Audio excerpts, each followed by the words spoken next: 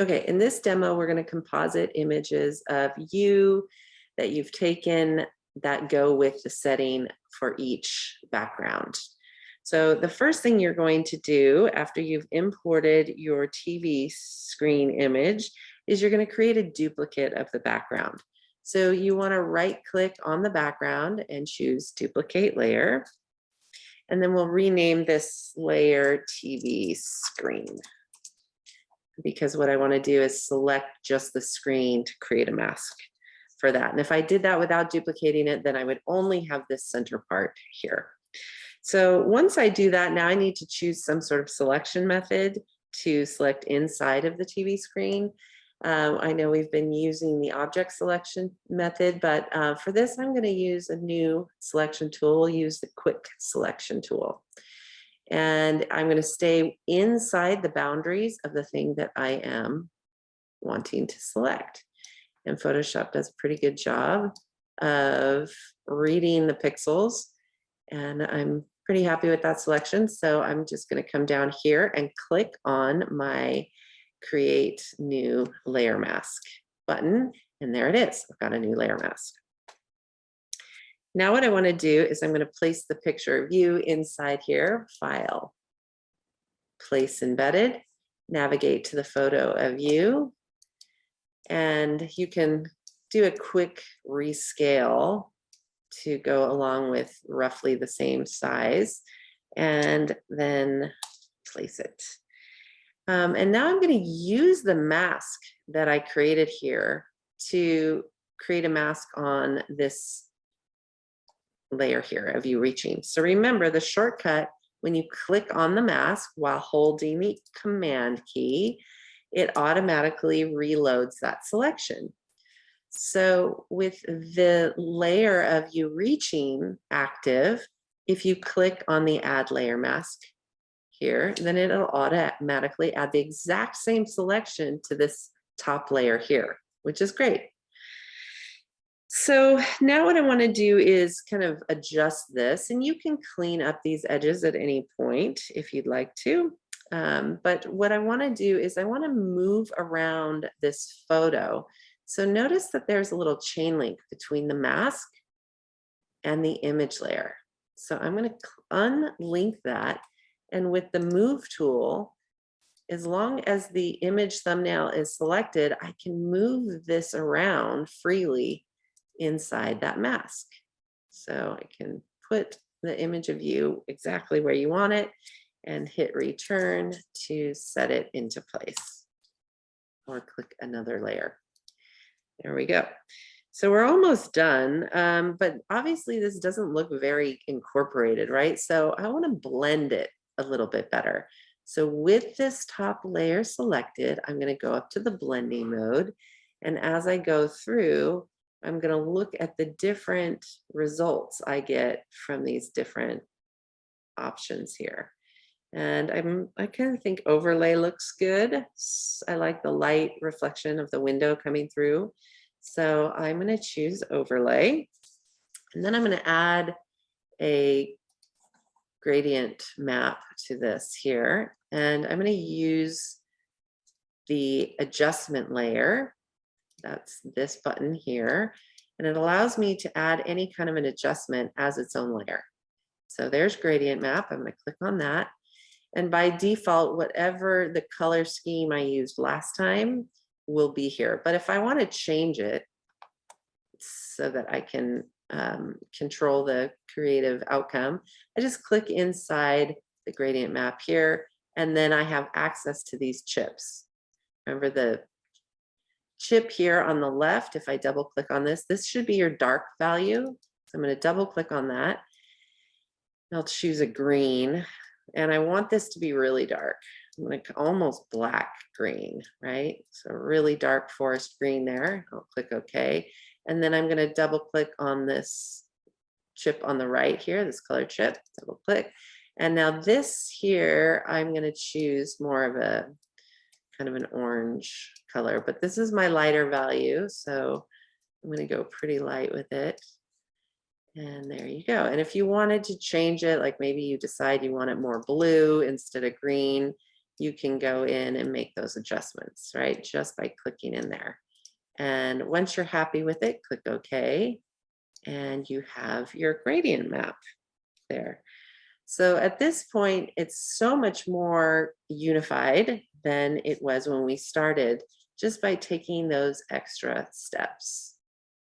And you'll want to export that as a JPEG and turn that into Google Classroom. Okay, the second exercise, we are going to use a different selection tool to create more complex selections to put into these screens. Notice how this screen here is actually a part of this screen here, but they're just disconnected right here in the middle. So, but it's the same image, it's continuation of the image. Same thing with these up here and this one that wraps around. So you'll choose at least one of these complex screens to composite images of you into.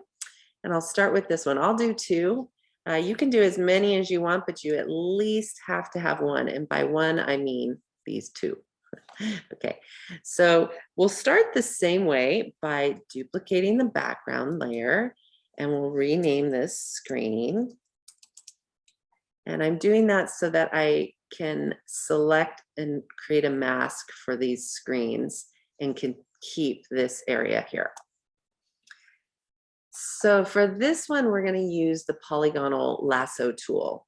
And if you don't see it, right, like maybe your Lasso tool is selected, just click on the Lasso tool and you'll see it's right there beneath it. So the Polygonal Lasso tool allows us to create these sort of straight line selections. And I'm just using the edge of that screen to be the guide. And when I come up to complete the selection, I get this little circle off to the bottom right of the tool that tells me I have, my selection is complete. But I want to make another selection here. So the same thing is true with this selection tool as with the Lasso tool. If I hold down the Shift key, notice how I get that addition sign. I can continue adding to my selection.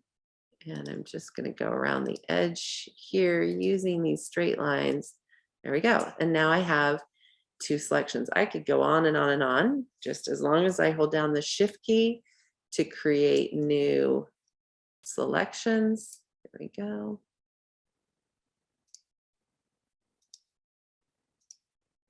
Right now, I'm just starting by defining the areas I want included in this mask. There we go. I missed that a little bit. Yeah, it's better. Okay. So now I have these 4 different areas selected. I'm going to click on my add layer mask here, and you'll see there they are, all 4 of them. So now I can add an image. This is where you'll find the image of you, file, place embedded, and you'll go through and select the image of you and go ahead and place it in. Now, since you studied these beforehand, your images that you're placing in should have the correct orientation, but notice how she's looking this way, right? And I really kind of want the direction to go the other way. So I'm going to flip it horizontally.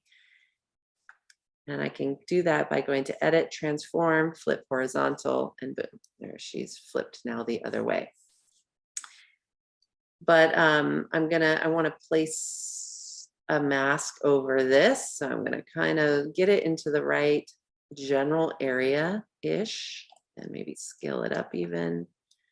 And once I've done that, then I can use my quick method of selecting the screen by command shifting in the mask, and it automatically loads my selection. And with this still selected, if I hit mask, then voila, it's right in there. And if you wanted to move it around, just remember to unlink it. And with the layer selected, you can then, move it around to see, maybe you want a little bit of the skateboard to pop up in there. Let's see, like that. There you go. And you've got your 2 selections. And then you can come in and do the same over here. We'll add another image Maybe I'll even just put the same image in there. Ideally, you have a few different images, but let's see what we've got. File, place embedded, and we'll put the same one in there. Let's see, Alexis.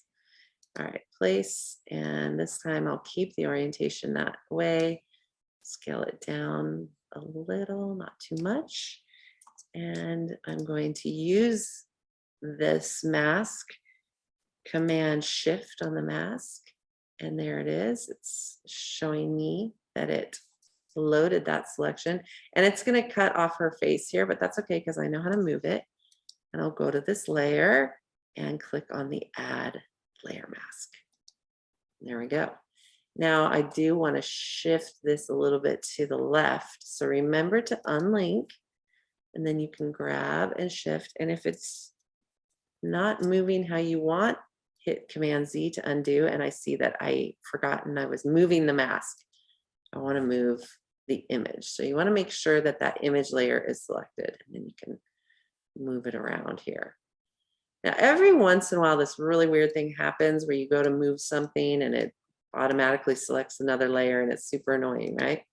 If that happens, it could be because this auto select is selected, and so the application is auto selecting the wrong layer for you. So it could be that it's like auto select layer. If that's the case and you go to move something and it's not what you want, unclick this auto select and change this maybe to group and see if that helps. And there you go.